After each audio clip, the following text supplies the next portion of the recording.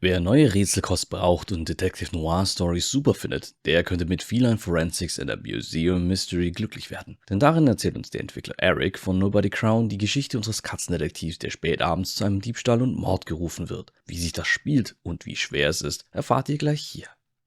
Gameplay.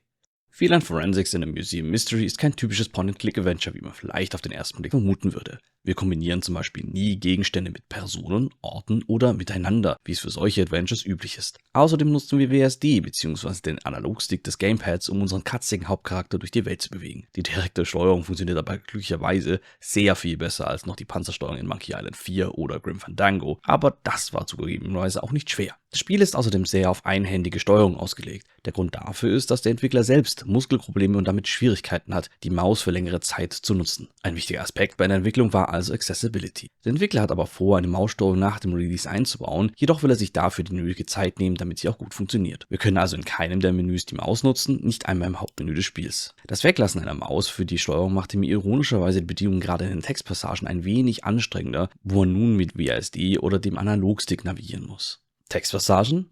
Ja, bis zum Ende jedes Spielabschnittes müssen wir einen Lückentext mit Schlüsselworten füllen, die wir in Gesprächen und durch neue Erkenntnisse zum Fall erhalten haben. Diese verteilen sich dabei auf 4 Kategorien: Objekte, Aktionen, Orte und Personen. Falls uns das Füllen des Lückentextes zu schwierig vorkommt, können wir Hinweise aktivieren, sodass in jeder Lücke schon die Kategorie steht, aus welchem das Wort kommen soll. Wenn das noch nicht genug Hilfestellung ist, können wir aber auch den Autofill-Stempel aktivieren. Mit dem können wir pro Textlücke entscheiden, ob wir weiter rätseln oder diese Lücke automatisch füllen lassen wollen. Das ist besonders dann gut, wenn wir an einem Wort hängen, wo wir gefühlt schon alles durchprobiert haben, was für uns Sinn ergeben hat. Gerade bei späteren Sätzen, die mehr Lücken insgesamt und auch mal 2 aufeinanderfolgende Lücken haben, kann das uns auf die richtige Fährte führen, wie der Satz wirklich aussieht. Um die erwähnten Schlüsselworte zu erhalten, gehen wir der typischen Detektivarbeit nach. Wir befragen Zeugen, begutachten den Tatort und untersuchen Beweise. Für manche Beweise bitten wir um die Unterstützung des überaus hilfreichen Polizeioffiziers, der für uns Beweise untersucht, die wir vor Ort nicht untersuchen können. Glücklicherweise müssen wir, sobald wir die Beweise eingereicht haben, nicht regelmäßig zurückrufen, um zu schauen, ob sie fertig sind. Sobald die Beweise abrufbereit sind, gibt uns das Spiel einen Hinweis darauf. Mit den Zeugenaussagen und gefundenen Hinweisen sammeln wir aber nicht nur Schlüsselworte, sondern füllen auch unser Notizbuch. Was eine der Aussagen oder Hinweise einer unserer Notizen widerspricht, wird sie rot gekennzeichnet und wir können sie korrigieren. Dafür wählen wir den Zeugen oder den Beweis aus, der die bisherige Aussage als falsch entlarvt. Anschließend können wir den Zeugen wieder zur Rede stellen. Praktischerweise ist auch immer mit einem kleinen Icon am NPC selbst gekennzeichnet, wenn neue Redeoptionen verfügbar sind. Man muss also nicht ständig Leute ansprechen, um das herauszufinden, was ja meiner Meinung nach immer einer der nervigeren Aspekte an so Adventures war. Eine ähnliche Hilfe bekommen wir für den Lückentext. Sobald wir alle Schlüsselworte gesammelt haben, um den Lückentext füllen zu können, werden wir mit einem roten Kringel darauf hingewiesen. Diese und andere Hinweise sind ein sehr gutes Qualitative Life Feature, welches gute Hinweise gibt, ob man jetzt alle Puzzleteile hat, ohne dabei zu viel zu verraten. Das heißt, man kann sich schön auf das Wichtige, das Rätseln, konzentrieren und muss sich wenig darauf fokussieren, was das Spiel von einem fordert. Umfang. Der Wiederspielwert ist, wie bei anderen Adventures, leider nicht hoch, da es abgesehen vom Ende keine Entscheidungen gibt. Diese kann man glücklicherweise auch nacheinander ausprobieren, ohne das Spiel nochmal von vorne anfangen zu müssen. Für das Spiel mitsamt aller verschiedenen Variationen vom Ende habe ich um die 8 Stunden gebraucht und war am Ende auch ein wenig traurig, dass es doch so schnell vorbei war. Gerne hätte der Fall etwas länger sein können oder ein zweiter Fall folgen dürfen, aber vielleicht kommt da noch in der Zukunft was. Lokalisierung und Bugs.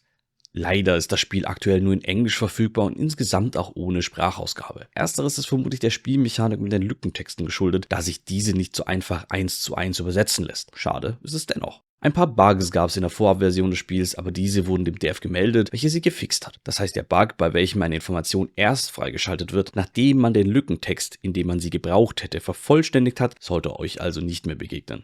Fazit. Für wen würde ich denn Feline Forensics und The Museum Mystery nun empfehlen? Wer Spaß an Detektivspielen hat, kurze Spiele, die nicht langweilig werden, bevorzugt und tierische Wortwitze zu Künstlern und Kunstwerken in seinem Leben braucht, der kann bei Feline Forensics bedenkenlos zugreifen. Ich hatte viel Spaß mit dem Spiel und wünsche mir Fortsetzung und oder zumindest neue DLC-Fälle. Für den Preis von 9,99, zum Release sogar 8,99, finde ich aber die Spielzeit absolut in Ordnung.